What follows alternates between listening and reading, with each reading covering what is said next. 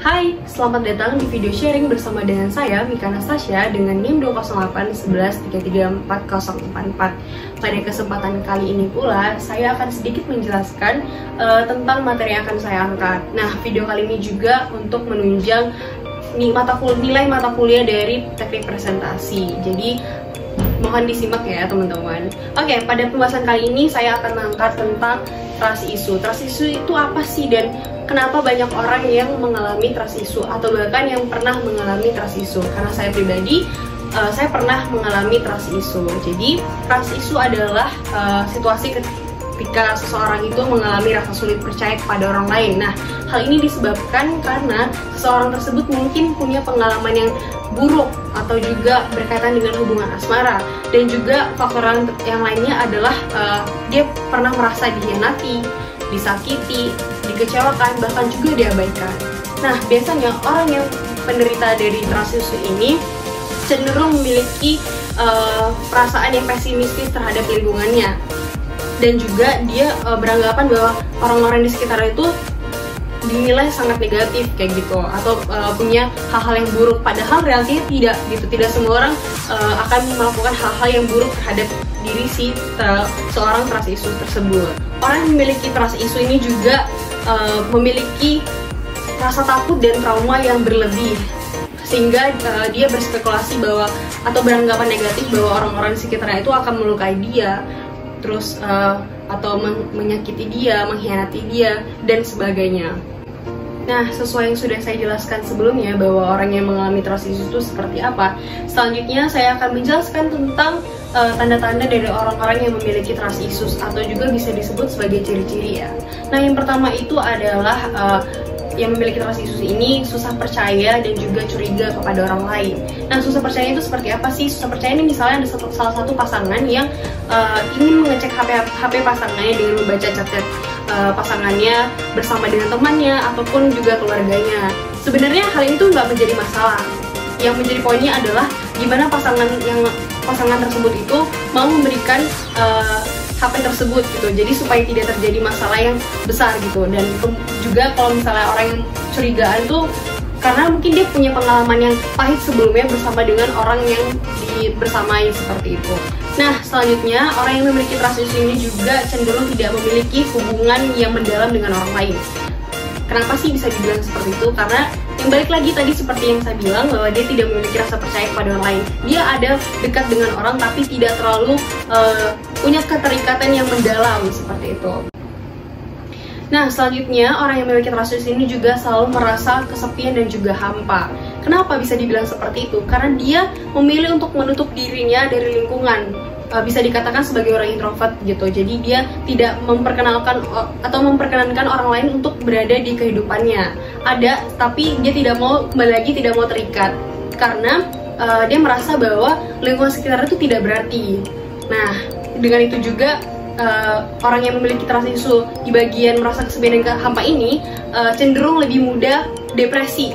Nah, karena dia tidak memiliki teman untuk bercerita. Nah, selanjutnya itu adalah protektif kepada orang yang disayangi. Jadi orang yang mengalami trust issues ini, dia tuh selalu merasa bahwa orang-orang yang disayangi seperti teman, kerabat, atau juga pasangan atau keluarga ini tidak mungkin menyakiti dia, tapi dia memiliki rasa khawatir itu, sehingga dengan begitu dia jadi memiliki sifat yang posesif. Dan ini juga nggak bisa dilepas dari kepribadian orang yang memiliki trust issues. Nah, selanjutnya orang yang mengalami krisis kepercayaan atau bisa dikatakan trust issues ini sangat sulit untuk memaafkan orang lain. Nah, biasanya ini selalu dikaitkan dengan kesalahan kecil dan juga pengalaman yang pernah terjadi sebelumnya, pengalaman buruk ya. Nah, misalnya hal kecilnya adalah orang lain tersebut itu terlambat datang dalam pertemuan, atau juga bisa terlambat untuk mengabari. Nah, seperti itu hal kecilnya. Oke, tadi sudah saya jelaskan ya beberapa contoh ciri-ciri dari orang-orang mengalami trust issues. Nah, selanjutnya nih ada beberapa tips and tricks yang bisa mungkin menjadi penolong nih buat orang-orang yang mengalami trust issues atau teman-teman sendiri yang pernah mengalaminya. mungkin sedikit aja dari saya. Yang pertama itu kita harus merefleksikan pengalaman buruk kita dan juga belajar untuk mengikhlaskan. Nah, merefleksikan itu seperti apa sih maksudnya? Merefleksikan itu berarti kita tuh harus meningkatkan kesadaran diri dalam diri kita. Sometimes emang nggak apa-apa kita buat ngerasa kayak kita tidak baik atau juga ngerasa kita lagi kecewa, sedih gitu. Tapi jangan jadikan pengalaman jelek-jelek di belakang itu sebagai pantulan yang ke depan buat ke depan kayak gitu. Jadi kita harus bisa buat belajar lebih bijaksana lagi untuk bisa mengupgrade diri. Nah, mengupgrade diri itu gimana caranya? Tadi dengan belajar untuk mengenal diri kita lebih dalam lagi. Kemudian belajar mengikhlaskan itu seperti apa? Nah, seperti yang saya sudah bilang tadi bahwa sometimes kita nggak apa-apa ngerasa kita sedih, kecewa, marah, dan sakit hati gitu. Nah, tapi hal itu tuh jangan dijadiin patokan bahwa kita tuh ke depan tuh bakalan diinget-inget terus gitu. Jadi belajar untuk mengikhlaskan bahwa kita tuh pernah mengalami rasa sakitnya, seperti itu. Nah, tips selanjutnya adalah move on, because life must go on. Perlu diingat bahwa hidup itu kan terus berlanjut. Gak mungkin dong teman-teman di rumah ini mau nge-stuck dan stay di situ-situ aja. Pasti bakalan juga dari kalian mikir, aduh gimana nih buat kedepannya, apakah aku kan gini-gini aja atau aku harus bikin pergerakan bagi diri kita sendiri gitu.